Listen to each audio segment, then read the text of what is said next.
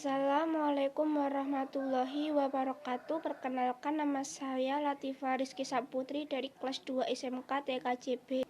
Kali ini saya akan menjelaskan tentang lapisan model OSI. Oke teman-teman, langsung saja kita masuk ke penjelasannya. Jadi OSI layer adalah model referensi yang dikembangkan untuk menciptakan sebuah kerangka yang bersifat konseptual. OSI layer mempunyai 7 susunan komponen, yaitu sebagai berikut. Yang pertama adalah physical layer. Physical layer merupakan lapisan pertama atau lapisan terbawah dari model OSI. Lapisan ini menyediakan sarana untuk pengiriman bit-bit sepanjang jalur komunikasi fisik. Adapun fungsi physical layer antara lain sebagai berikut. 1. Mengirimkan bit stream sepanjang media komunikasi fisik. 2. Mendefinisikan teknik untuk mengirimkan bit stream ke kabel. 3. Mendefinisikan kabel NIC dan aspek-aspek fisik.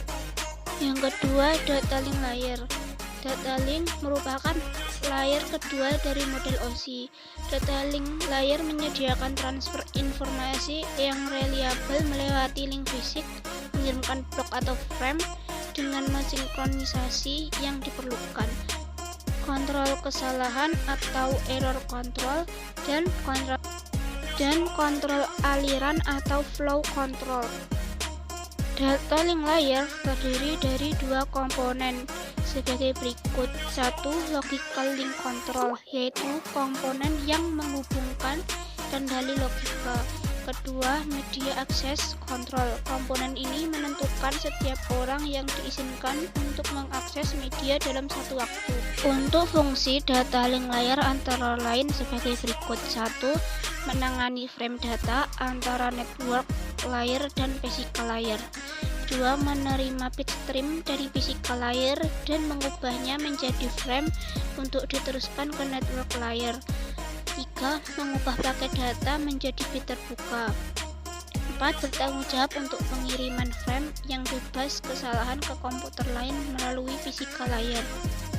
Yang ketiga, ada network layer, lapisan ketiga dari model OSI, yang memiliki peran dalam melengkapi lapisan yang lebih tinggi dengan keleluasaan dari transmisi data dan teknologi switching yang dipergunakan untuk menghubungkan sistem, bertugas menyusun, mempertahankan, serta mengakhiri koneksi. Fungsi dari network layer antara lain: 1. Menerjemahkan alamat logika jaringan ke alamat fisiknya. 2. Bertanggung jawab terhadap pengalamatan. 3. Jika router tidak dapat mengirimkan data frame yang lebih besar, maka lapisan jaringan harus dapat memecahkan tersebut menjadi unit yang lebih kecil. Yang keempat adalah transport layer. Lapisan OSI keempat adalah transport layer yang bertugas mengirim data yang sedang dipertukarkan di antara dua kesatuan session secara transparan atau tidak berubah. Transport layer berperan menyediakan transfer data yang andal dan transparan di antara titik ujung, serta menyediakan perbaikan end-to-end, error, dan flow control. Fungsi dari transport layer antara lain: 1. Menerapkan mekanisasi yang sesuai untuk pertukaran data antara proses dari sistem yang berlainan. 2. Transport layer menjamin bahwa data yang diberikan pada session layer di atasnya dalam keadaan utuh, urut, dan tanpa diduplikasi. 3. Lapisan ini juga mendukung penggunaan layanan jaringan semakin mungkin. Yang kelima, session layer. Session layer merupakan lapisan kelima pada standar OSI. Session layer menyediakan struktur kontrol untuk komunikasi di antara aplikasi-aplikasi seperti menentukan, menyusun, mengatur, dan mengakhiri koneksi sesi di antara aplikasi-aplikasi yang sedang beroperasi. Fungsi dari session layer antara lain: 1. Mengatur siapa yang dapat mengirim data pada waktu tertentu dan beberapa lama waktu yang diberikan. 2.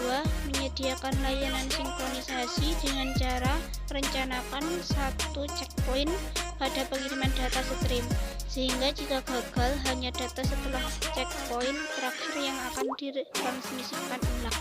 Yang keenam yaitu presentation layer. Presentation layer meyakinkan bahwa pesan yang diterima oleh semua informasi dapat dimengerti oleh terminal tersebut. Hal ini berarti bahwa layer ini berurusan dengan pemeliharaan dan penentuan struktur kode dan sebagai perubahan format data. Tujuan dari presentation layer untuk mengatasi masalah perbedaan format penyajian data. Fungsi dari presentation layer: 1. Penyajian data dalam sebuah berita. 2. Remote file access. 3. Konsep virtual terminal. Terdapat 3 fungsi utama presentation layer, yaitu 1. Fungsi penerjemah, enkripsi data, fungsi kompres. Untuk yang terakhir adalah application layer, lapisan ketujuh dari model OSI. Layer ini menyediakan akses ke lingkungan OSI bagi user serta menyediakan layanan informasi yang terdistribusi.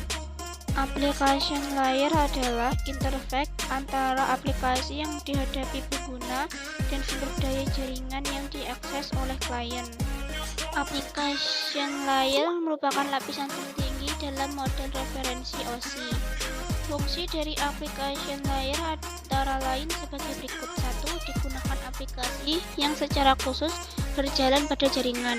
2. Memungkinkan akses ke layanan jaringan yang mendukung aplikasi.